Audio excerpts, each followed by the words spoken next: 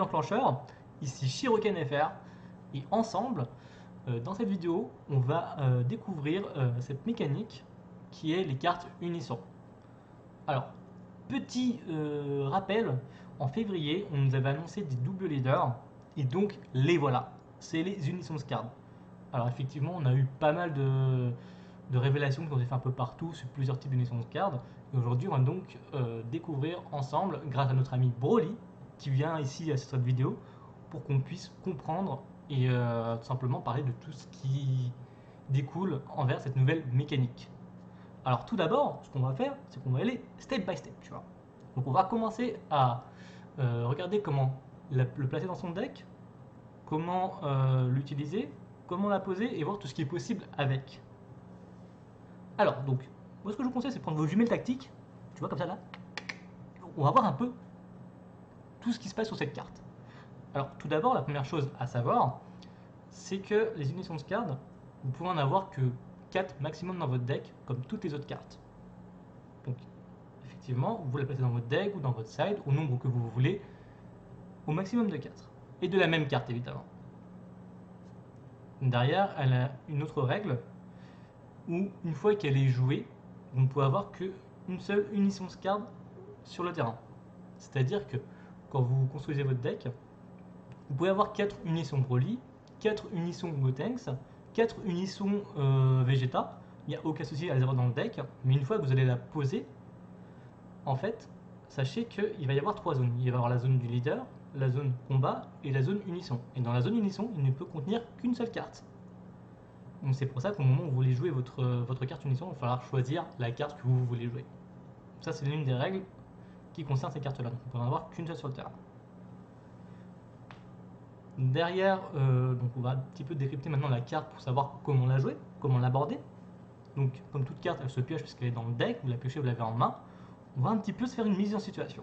Donc admettons que sur votre terrain, vous êtes au tour 5, vous avez n'importe quel leader que vous voulez, vous avez 5 énergies. Vous avez par exemple 2 énergies vertes et 3 énergies jaunes. Donc on a fait la phase de, où on redresse ses cartes, où on pioche, on est donc dans sa phase principale. Donc notre carte unisson est en main, on a envie de la jouer. Et si on regarde un petit peu notre carte, tu vois, on remet un petit peu notre jumelle tactique, tu vois. Et là on voit en haut à gauche qu'il y a un X. Ah, vous allez me dire, Shuriken, c'est quoi ce X?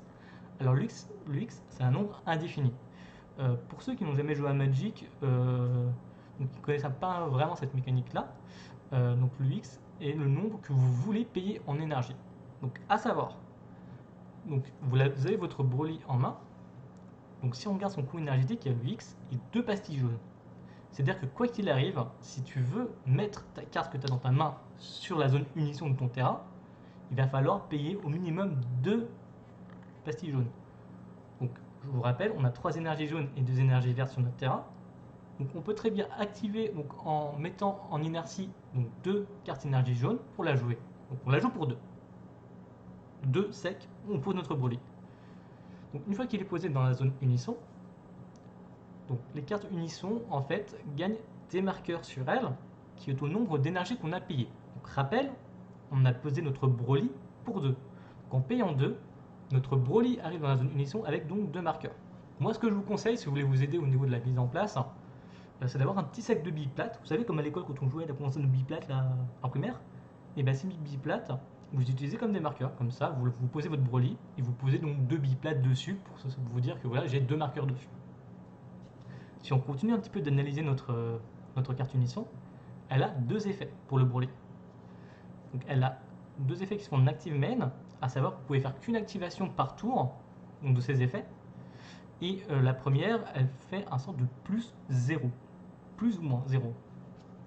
Toi, vous allez me dire plus 0, comment ça?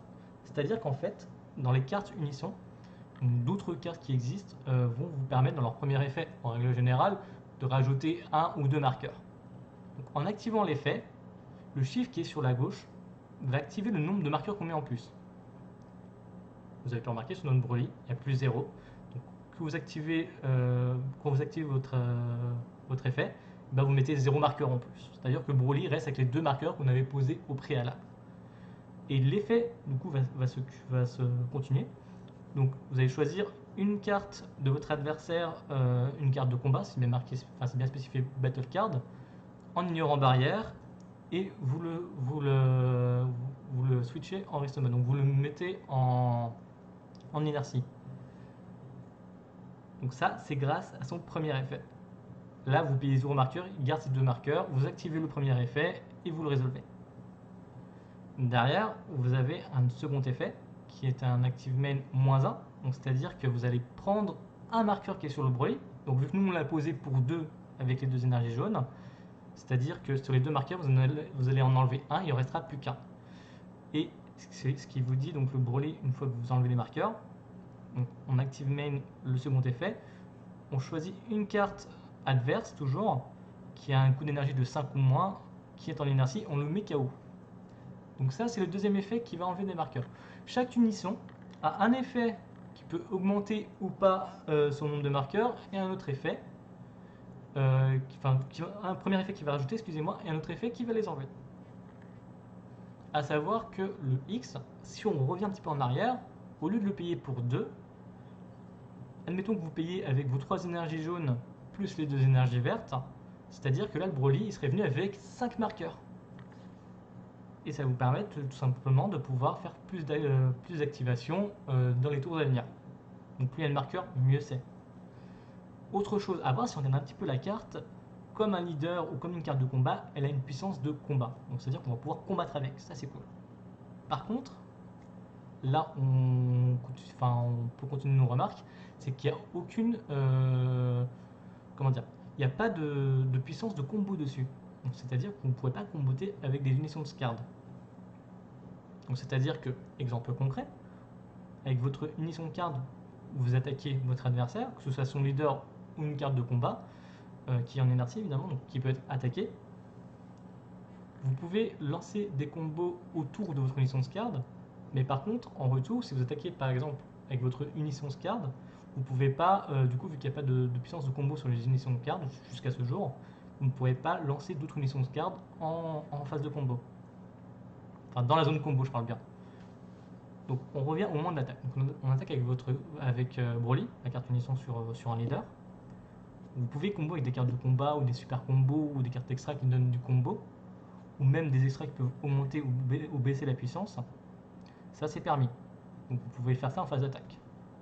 Par contre, si on inverse la situation, admettons que votre unisson card est en mode inertie et que l'adversaire attaque votre carte unisson.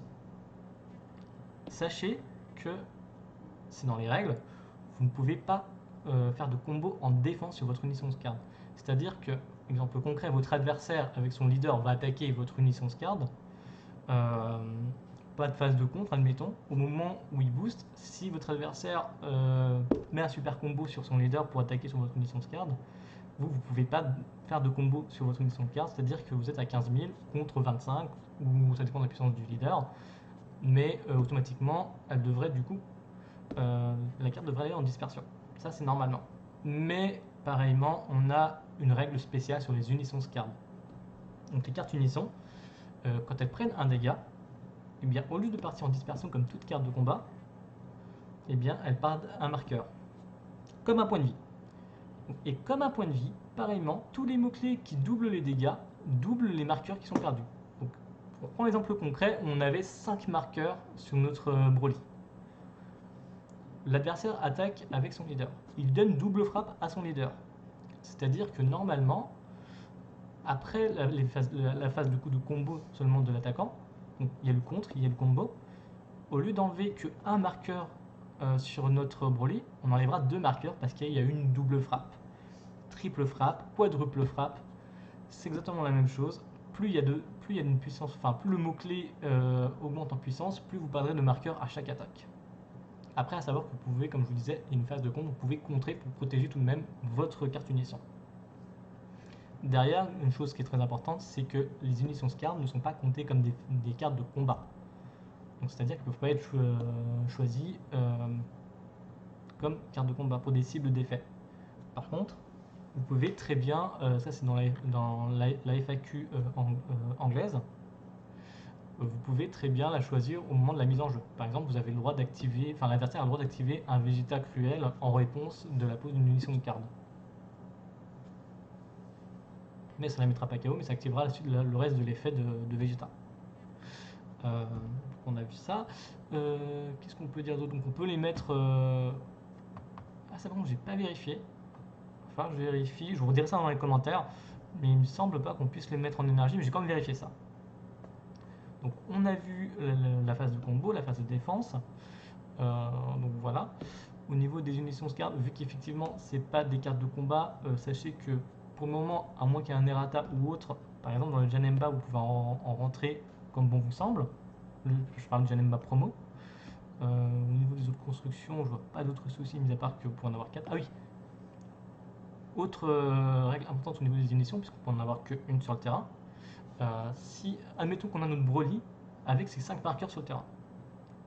Si vous avez la même carte en main du Broly Unisson, vous la mettez en dessous de votre carte Broly.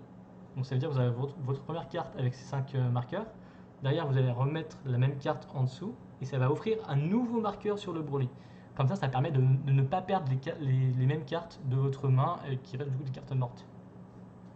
Après, ce que vous pouvez aussi faire, c'est jouer une autre unisson card à la place de votre unisson. Et votre première unisson va automatiquement partir, et par contre il partira avec ses marqueurs. Ça c'est après, ça c'est à bien faire attention. Parce que vous pouvez avoir qu'un seul unisson, vous pouvez les interchanger, mais par contre vous perdrez les marqueurs qui sont dessus. Et pareillement pour les cartes qui sont en dessous, elles partiront aussi automatiquement. Donc voilà, c'est un petit résumé de tout ce que vous pouvez faire avec des unisson cards. Donc maintenant vous avez toutes les cartes en main pour pouvoir tout simplement les utiliser. Donc je vous souhaite une bonne journée et à bientôt.